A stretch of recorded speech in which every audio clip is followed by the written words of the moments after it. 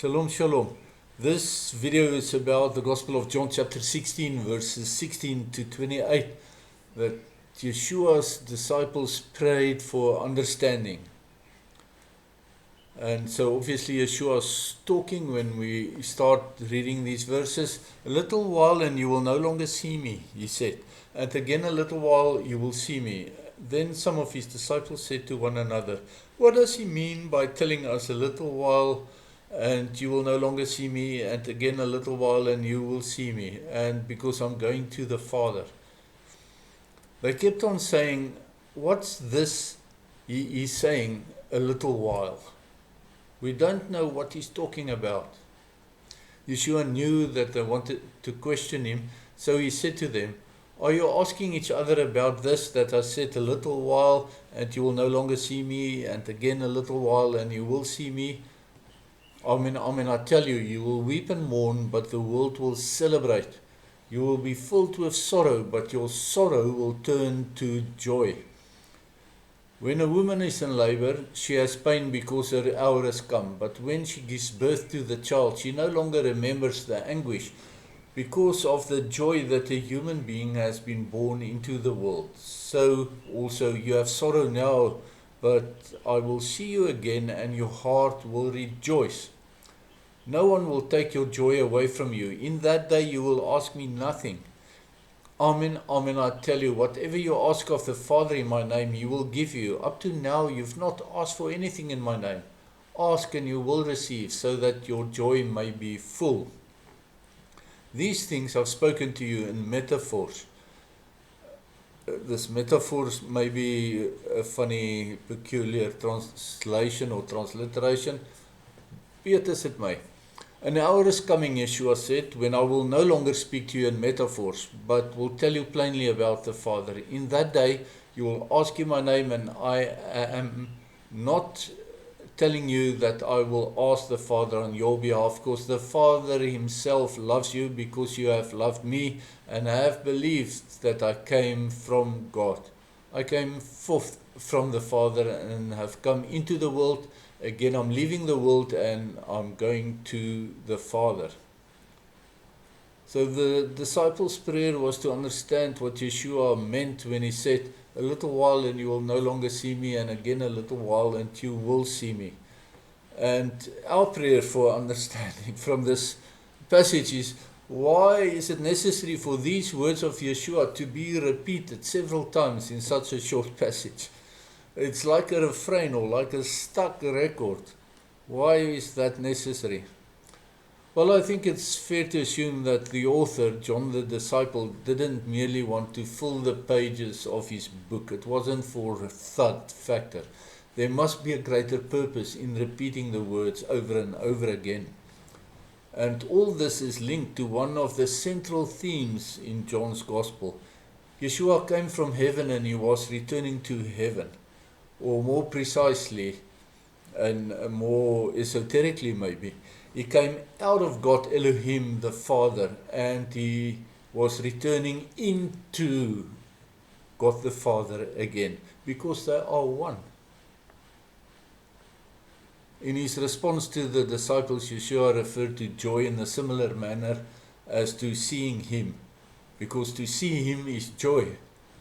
But there are times in which joy is suppressed for a while. There is a time to be joyous and a time not to. But in the end, our joy in Yeshua will be eternal. Like a woman in labor, the world suffers birth pains before the return of the Messiah. We see that in the daily newsreels. Tribulation is almost upon us, but soon, and I believe it will be within my expected lifetime, all this will be over and we will enter into the Sabbath rest of Yeshua's millennium reign on the 7th great day of 1,000 years. That's the covenant that's contained within Shabbat, the 7th day Shabbat. Rejecting Shabbat is to reject this covenant. Then you will not enter into the millennial reign, the great day of sabbatical rest. A child is conceived with joy, but troubles and birth pains come with the unborn child's growth. Those pains bring joy to the world when the child is born. The child in question is Yeshua. He's the child being born to bring joy to the world. He came after a time of trouble and tribulation under the Roman occupation of the Holy Land. As joy to the world, the angels sang. But the world did not receive him, not yet. As the world followed after the prince of this world in rebellion against the prince of heaven. But he came to fulfill the purpose of his coming and then return to the Father. From the Father he will return here to claim what is rightfully his and to submit the world to the Father's will through his Torah ways. At that time he will not speak to us in metaphors, but straight to direct our steps. The metaphor in hand in these verses, in the Peshat direct literal exegesis, refers to Yeshua's death and resurrection. In the Remes application, Yeshua's metaphor probably extends to returning to the Father after his resurrection.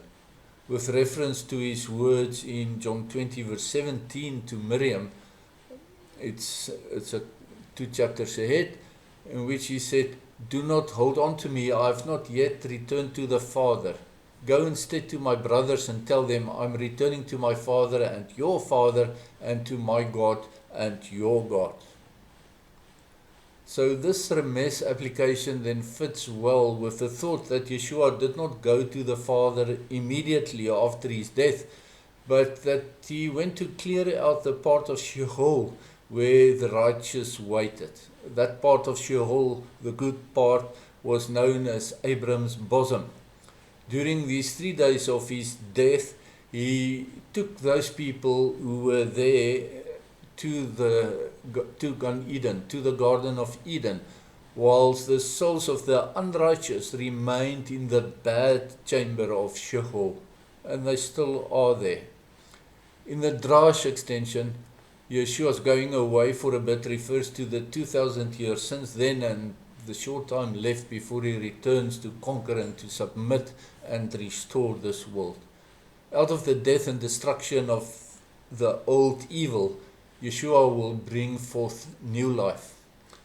And then finally in the salt exegesis, Yeshua's metaphor refers to eternity, when the heavens will be rolled up like a scroll and disappear in a puff of smoke, as it is written in Isaiah 34 verse 4 and Isaiah 51 verse 6 as well, and in the Gospels of Matthew 24:35 and Mark 13:31 and Luke 21:33. And it's also written in the letter to Hebrews chapter 1 verse 11, and in the book of Revelation chapter 6 verse 14, and again in Revelation 21 verse 1. Then at long last the metaphors will be completely removed and the eternal things will be revealed. And what a joyous occasion that will be. Until then, I bid you shalom, shalom.